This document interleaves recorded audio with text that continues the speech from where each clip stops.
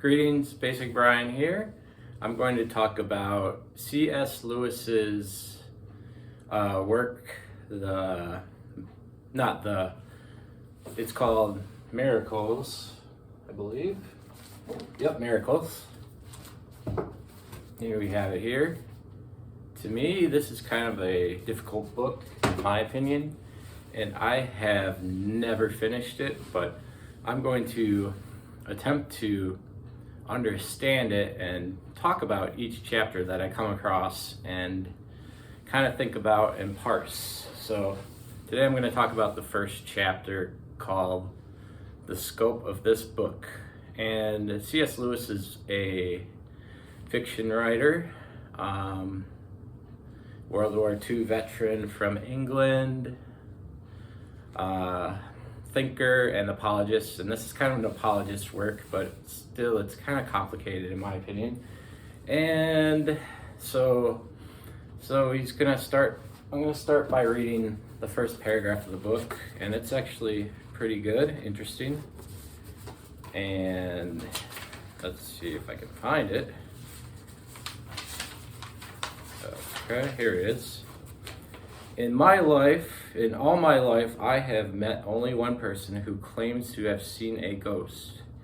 And the interesting thing about the story is that that person disbelieved in the immortal soul before she saw the ghost, and still disbelieves after seeing it. She says that what she saw must have been an illusion or a trick of the nerves. And obviously, she may be right. Seeing is not believing.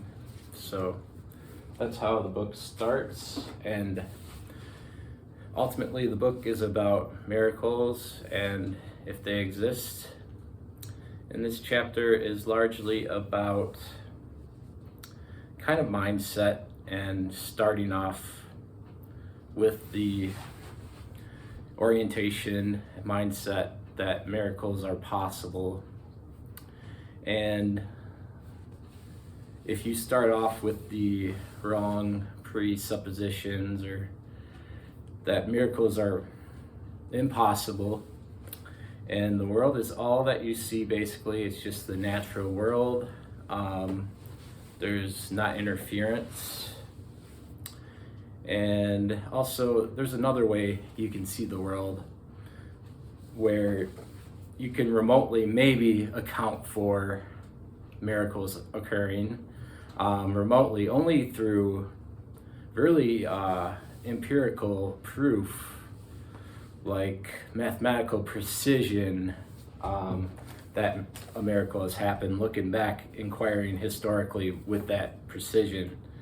And it's just, and if you want to start with miracles, you have to start with the philosophical basis. He says that it is possible that some things can intervene in the natural world, or else you're not going to be able to come up with miracles. And also with the illustration that I read from the paragraph, that kind of shows that the senses are fallible and we can't always trust them. And historical inquiry is also kind of like that, because it kind of uses those same senses. So you have to adjust how you look at the world to actually believe that miracles exist. You have to see or you could see that miracles are not,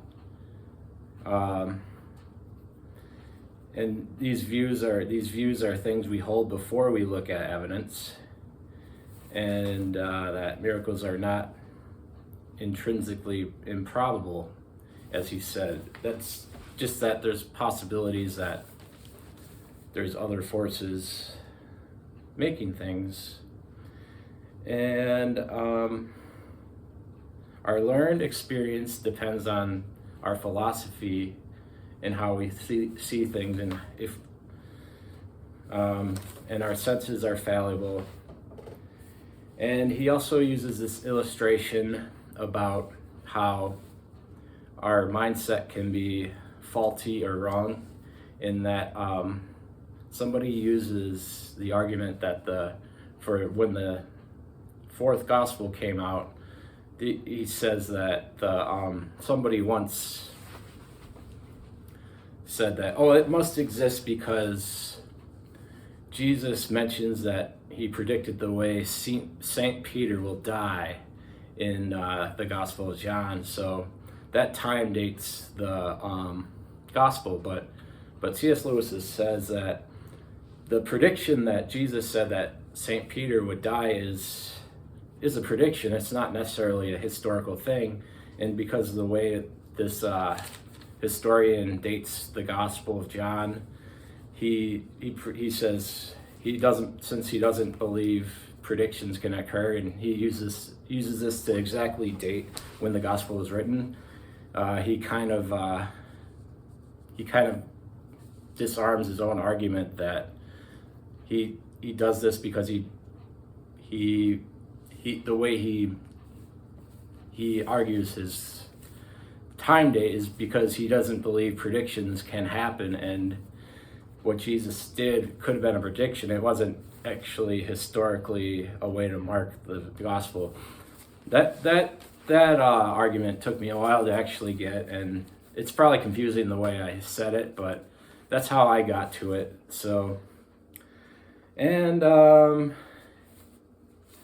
C.S. Lewis is basically trying to prepare us to go into a historical inquiry whether miracles exist by giving us the idea that it is possible that miracles can exist, and you shouldn't be such a stickler about it that you need this mathematical precision to know that they exist, or you can't be like a person, oh, miracles, there's no intervention from the supernatural, then you can't really prove anything that miracles exist if you're already in that mindset. And that's how it starts. It's an interesting start. It's compelling, and it leaves room for awe and wonder. I'm just kind of interpreting it, and that's all I have to say for now. Thank you for watching. Cheers.